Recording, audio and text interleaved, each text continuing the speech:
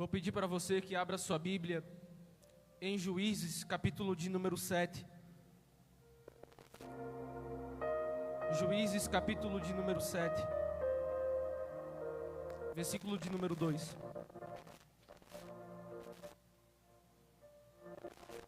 Juízes, capítulo de número 7, versículo de número 2.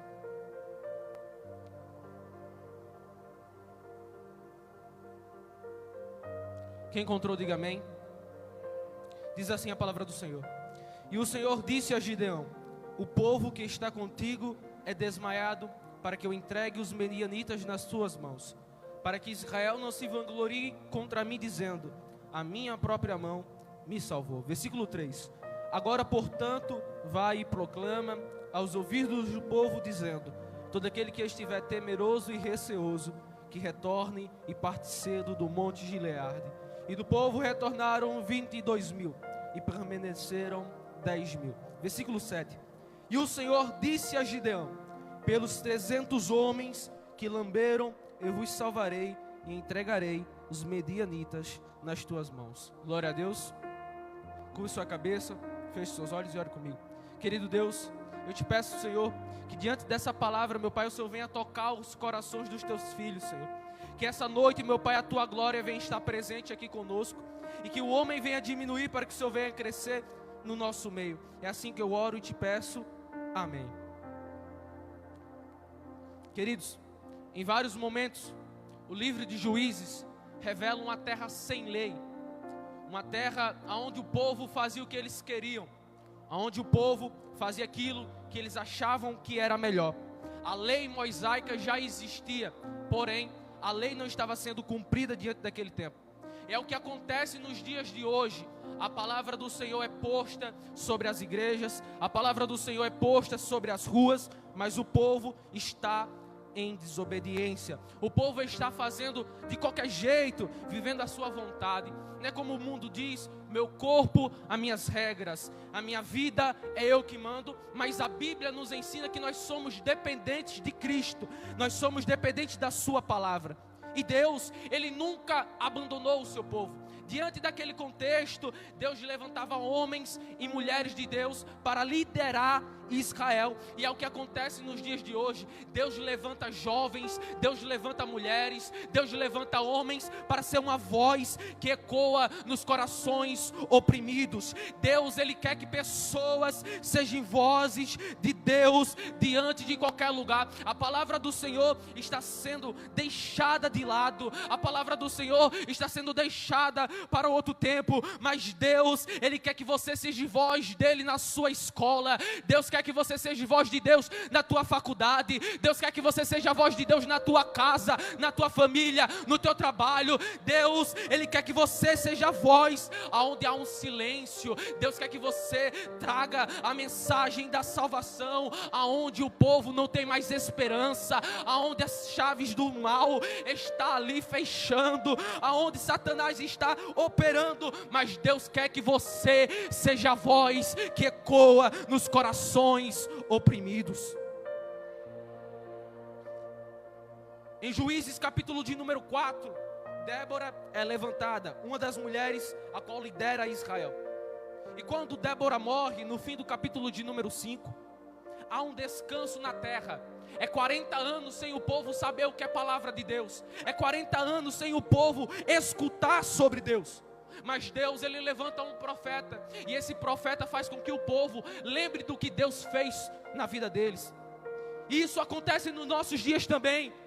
Muitas vezes nós não estamos mais escutando uma mensagem bíblica. Aí Deus levanta um homem, Deus levanta uma mulher, Deus levanta até uma criança para mostrar o que Deus fez na nossa vida. Aí Deus levantou aquele profeta e disse: lembra, foi eu que vos tirei da terra da servidão, foi eu que te tirei, aleluia, das mãos de Faraó, foi eu que abri o mar vermelho. E tem pessoas aqui no nosso meio precisando lembrar do que Deus fez na sua vida, porque tem pessoas se esquecendo do que Deus fez. Mas eu quero te dizer, se hoje você está aqui, é porque a graça foi operada na tua vida.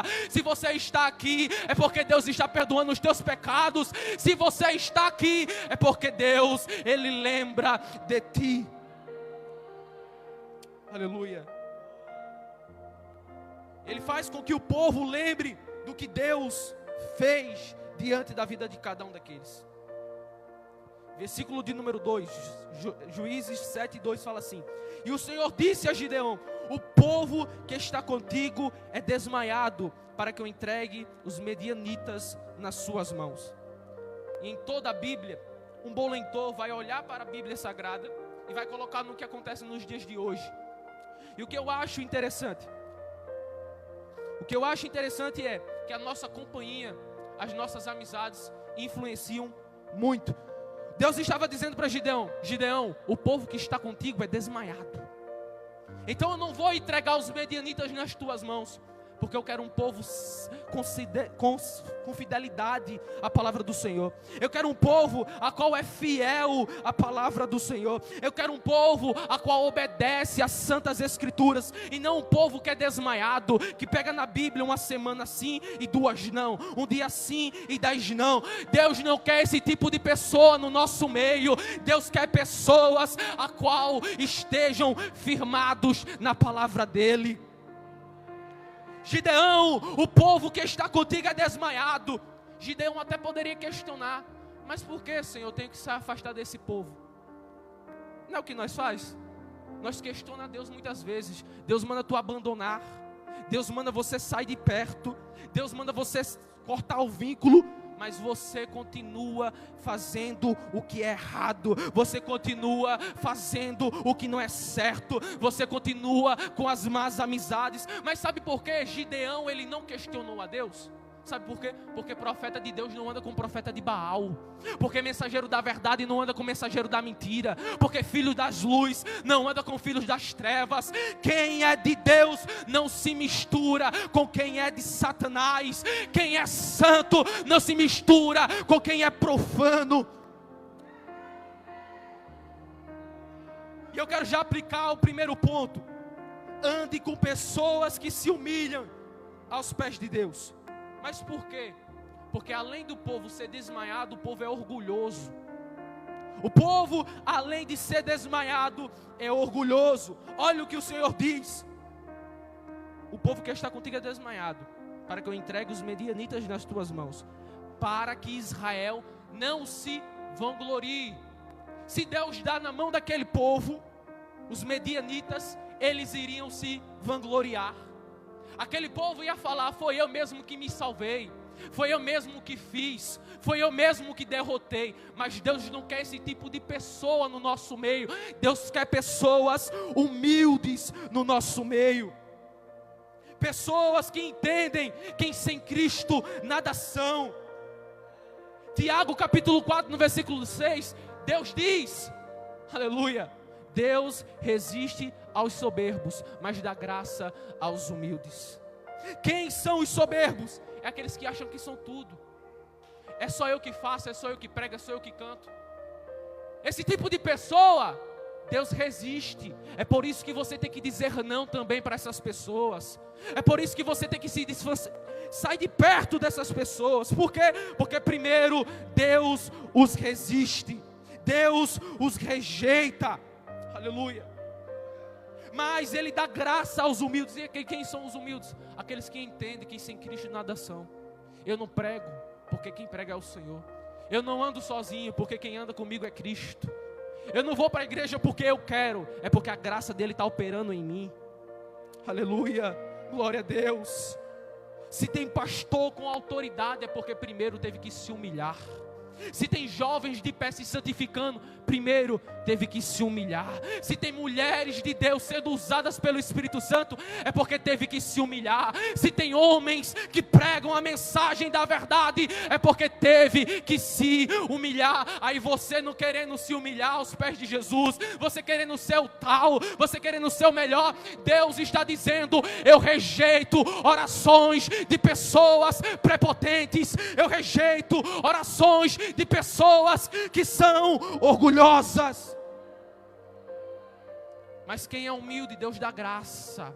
Deus dá graça para quem é humilde. Deus vai te dar graça para você pregar. Deus vai te dar graça para você evangelizar. Deus vai te dar graça para você cantar. Por quê? Porque aqueles que se humilham, Deus, Ele dá graça. Quando nós olhamos para o Antigo Testamento, nós vemos Josué tomando a frente de Israel. Preste bastante atenção. Quem tomava a frente daquele povo antigamente era Moisés. Moisés liderou bastante tempo Israel. Só que Josué ele se aproxima de Moisés. Por que ele se aproxima de Moisés? Moisés é um homem a qual fala face com Deus. Moisés é um homem a qual lidera Israel com a palavra do Senhor. Moisés é um homem que abriu o mar vermelho com a presença de Deus. É por isso que Josué, ele se aproxima de Moisés. É por isso que Josué vê Moisés como uma inspiração, como um homem de Deus. E muitas vezes nós estamos se apegando com pessoas que não tem nada a acrescentar na nossa vida. Muitas vezes nós estamos andando com pessoas que nem oram, que nem lê. Mas Deus, ele me envia aqui para te dizer: ande com quem vai te acrescentar na vida espiritual. Ande com quem ora pela tua vida. Ore com quem jejua pela tua vida. Aí quando nós olhamos para o Novo Testamento, nós vemos Timóteo se aproximando de Paulo. Quem é Paulo? Paulo, ele é o maior escritor da Bíblia.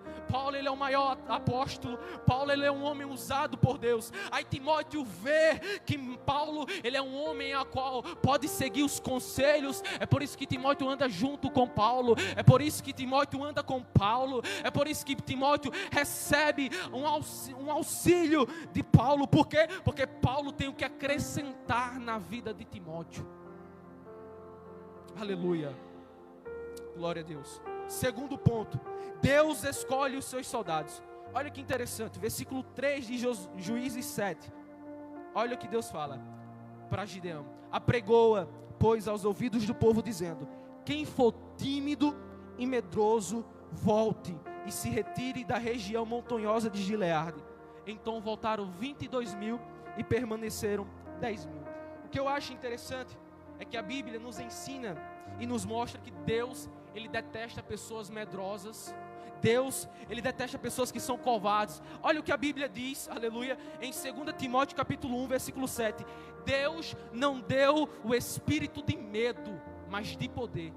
Aí em Apocalipse, capítulo de número 21, no versículo 8, Deus vai colocar, aleluia, uns níveis de pecado que irão para o fogo. Primeiro, mas os medrosos. Olha que interessante, mas os medrosos.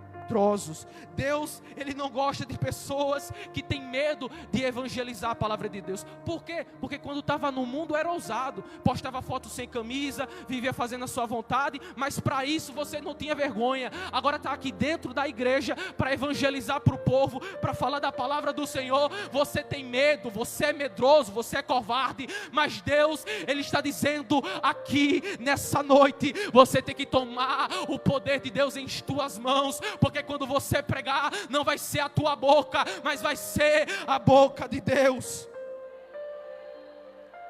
Você só vai saber quem é soldado quando esse soldado aí estiver na luta. Tu só vai saber quem é espiritual quando essa pessoa estiver em tribulação. Tu só vai saber quem é adorador de verdade quando tudo estiver dando errado. E tu só vai saber quem é servo quando tudo estiver dando certo. Olha que interessante, tu só vai saber quem é adorador quando tudo estiver dando errado. Por quê? Eu vou adorar o Senhor como? Se nada está dando certo. Mas eu adoro porque Ele merece. E como eu sei quem é servo? Porque Ele serve quando está tudo mal e quando está tudo bem. Aleluia. Os medrosos saiam. Os medrosos saiam. Aleluia. Aí Deus fala para Gideão, para que esse povo saia do monte. Naquele tempo, o monte significava um lugar seguro de Deus falar com o seu povo. E mesmo assim tiveram medrosos. O monte também significava um lugar de intimidade. Olhamos para a Bíblia. Em Gênesis 22, do versículo 1 ao 14, Deus se manifestou a Abraão no Monte Moria. Em Êxodo capítulo 3, no versículo 1, a partir do 14, Deus se manifestou a Moisés no Monte Sinai. Em 1 Reis 19:9, Deus se manifestou a Elias no Monte Horebe. Em Mateus 17, do versículo 1 ao 13, Deus se manifestou na transfiguração de Jesus no Monte das Transfigurações. E eu quero abrir um parênteses. Tem pessoas no lugar da intimidade, mas não tem intimidade. Tem pessoas que estão dentro da casa do Senhor, mas não é a casa do Senhor. Tem pessoas que estão aqui, abrindo sua boca para dar glória a Deus, mas lá fora está fazendo o que é errado. E o que eu quero dizer com isso, nós devemos estar no lugar da intimidade e ter intimidade. Aleluia. Voltaram 22 mil homens, mas os medianitas têm 100 mil homens para lutar. Gideão em nenhum momento questionou a Deus. Eu tenho uma certeza absoluta que eu e você estaria questionando a Deus numa hora dessa. Senhor, são 100 mil homens. Como nós vamos vencer esses homens? Como nós vamos batalhar contra esses homens? Só que Gideão, ele não está preocupado com isso, porque ele sabe que o Deus dele é o Deus dos exércitos. Ele sabe que o Senhor dele é o Todo-Poderoso. Ele sabe que Deus é aquele que provê na vida de cada um. Aleluia. Permaneceram 10 mil. Aí Deus, no versículo 4 de Juízes 7, vai mandar com que aquele povo vá para as águas. Olha que interessante. Deus vai mandar com que aquele povo vá para as águas para os testar. E sabe quantos homens ficam? 300 homens. Mas não era 10 mil? Mas não era 10 mil? Por que ficaram 300? Porque tem muitas pessoas que estão só por aparência, mas não estão de coração. Tem pessoas que estão firmadas em outra coisa, mas não na rocha. E eu quero te dizer, tem pessoas que vão sair daqui e não vão mais voltar. Por quê? Porque não conseguem suportar a sã doutrina no ouvido. Os medianitas têm 100 mil homens para a guerra, mas porque Deus só escolheu 300, é porque esses 300 são fiéis à casa do Senhor. Esses 300 são fiéis ao Senhor. Aí eu não vou lembrar o capítulo, mas Samuel ele vai dizer que Deus poupa tanto muitos, tanto poucos. Para o Senhor não tem sobre quantidade, o Senhor quer saber de fidelidade. Aleluia. Glória a Deus. E eu quero te dizer algo aqui. Tem batalhas que nós não vamos vencer com as nossas forças. Tem batalhas que você não vai vencer somente com oração. Tem batalhas que você tem que se humilhar a Jesus para Ele te socorrer. Eu quero te dizer aqui que vai ter tribulações, mas você vai ter que confiar no propósito do Senhor. Eu quero te dizer, vai vir gigantes sobre a tua vida, mas você vai ter que confiar nas mãos do Senhor. Vai vir tentações, vai vir aflições, dificuldades, mas Deus vai estar à frente da tua vida. E aqueles 300 homens entenderam isso, e o que eu acho lindo é isso. Aqueles homens entenderam que não precisa ter muitos homens para Deus estar no meio.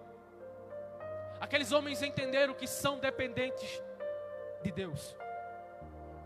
Me permita-me, sai um pouco do contexto para eu dizer o que há em Mateus 16. É Jesus falando para Pedro: Pedro, eu também te digo que tu és Pedro, e sobre esta rocha eu edificarei a minha igreja, e as portas do inferno não prevalecerão contra ela. Mas por que eu estou falando sobre isso? Porque nesse versículo há uma coisa muito importante. Quando eu estava meditando, eu entendi que esse versículo nos fala sobre guerra. E alguém poderia dizer, mas não, querido, Jesus está profetizando sobre Pedro, e as portas do inferno não vão prevalecer sobre a igreja. Mas a igreja não é eu e você? Mas a igreja não é eu e você? Então o que a palavra está dizendo? Que as portas do inferno não prevalecerão contra a igreja. Mas espera aí, porta não é instrumento de ataque, porque muitos lá fora estão dizendo que Satanás está contra a igreja. Ele está, mas preste bastante atenção. Muitos estão dizendo que o inferno tem poder sobre a igreja, mas é ao contrário, é a igreja que tem poder sobre o inferno. E por que você está com medo de batalhar? E por que você está com medo de seguir? E por que você está com medo de fazer a vontade de Deus? O Senhor estava dizendo dessa forma Satanás, ele vem arrancando pessoas até a porta do inferno, mas a igreja que é de Cristo, a igreja que é de Deus, vai até as portas do inferno buscar as almas oprimidas. Ei, eu quero te dizer aqui nessa noite, você foi chamado para guerrear contra o inferno. É o inferno falando as coisas do mundo e você falando da santa palavra, trazendo almas para Deus. Seja soldado, seja soldado, seja soldado, porque teu Senhor é o general de guerra. Aleluia. Tem pessoas que não querem ajudar ninguém, eu vou falar aqui. Tem pessoas que não oram por ninguém, é só Ele. Ele é a estrelinha, ela é a estrelinha. Só acha que Ele que precisa, e mais ninguém precisa. Só que o que eu acho interessante é, quando Jesus, Ele está levando a sua cruz, tem um sirineu olhando o sofrimento de Jesus. Jesus pediu ajuda para o sirineu? Não pediu ajuda. Jesus precisava da ajuda do sirineu? Não precisava. Mas por que o sirineu ajudou? Porque viu a necessidade de Jesus. Jesus está suportando uma cruz pesada. Jesus está levando sozinho a sua cruz.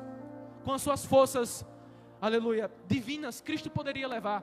Mas com as suas forças humanas, ele já estava perdendo a sua força. Aí o sirineu olha e ajuda ele.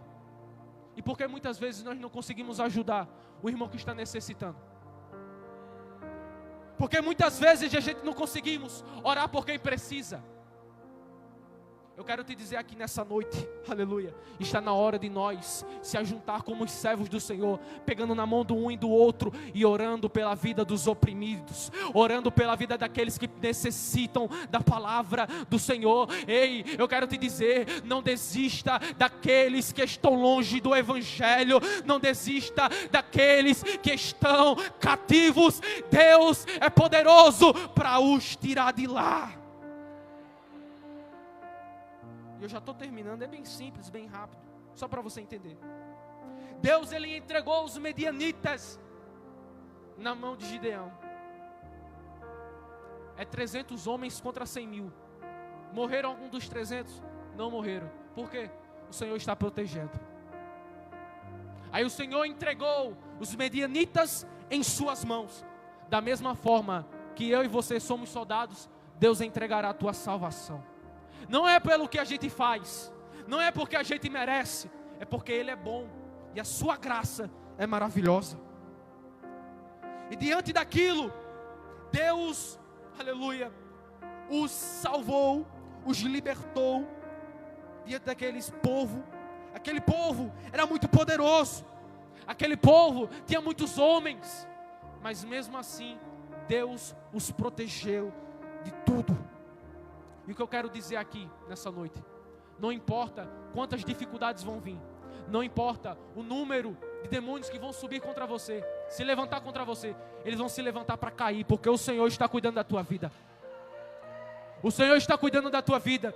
Basta você crer, basta você crer, basta você crer para o Senhor, aleluia, salvar a tua casa. E Deus, Ele procura soldados. Deus, Ele procura pessoas fiéis. Deus, Ele procura pessoas que creem. Deus, Ele procura jovens, mulheres, homens, para servir de todo o coração. E aqui eu termino, dizendo dessa forma: seja soldado de Jesus, em meio a todas as dificuldades, porque o Senhor, Ele tem uma coroa para a vida eterna para a sua vida. Amém? Eu quero agradecer minha oportunidade em nome de Jesus. Tem alguém no nosso meio que quer aceitar Jesus? Alguém que está afastado do Evangelho de Jesus e hoje quer se reconciliar com Deus? Se tiver, vem aqui, que eu quero orar pela sua vida. Vem até aqui se você quer aceitar esse Criador, esse Deus tão maravilhoso, a qual te deu a vida. Tem alguém no nosso meio que quer aceitar Jesus? Se tiver, levante sua mão que eu vou orar rapidinho por você. Não tem? Então Deus abençoe sua vida. Bata a palma para Jesus.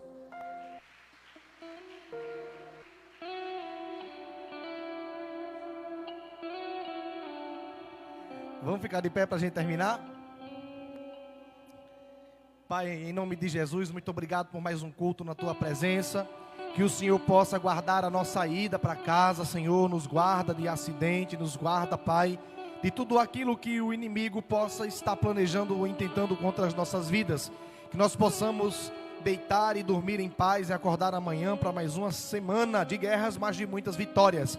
É assim que nós oramos e agradecemos em nome de Jesus. A igreja diz: concha com as mãos, que o amor de Deus, a graça do nosso Senhor Jesus e as consolações do Espírito Santo estejam com todos, não só agora, mas para sempre. E você diz: tchau, até o próximo culto, se Deus quiser.